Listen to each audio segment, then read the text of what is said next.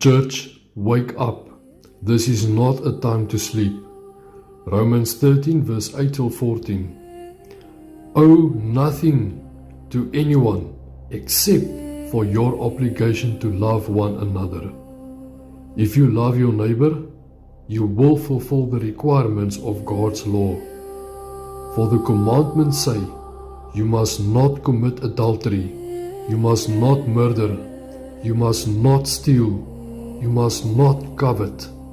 These and other such commandments are summed up in this one commandment: love your neighbor as yourself. Love does no wrong to others, so love fulfills the requirements of God's law. This is all the more urgent, for you know how late it is. Time is running out. Wake up, for our salvation is nearer now than when we first believed. The night is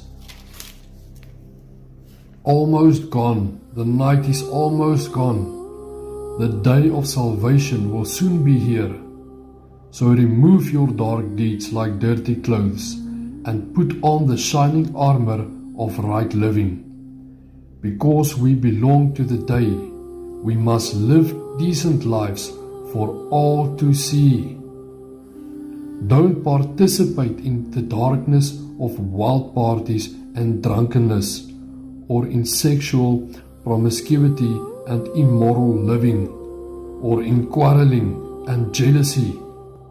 Instead, clothe yourself with the presence of the Lord Jesus Christ, and don't let yourself think about ways to indulge your evil desires.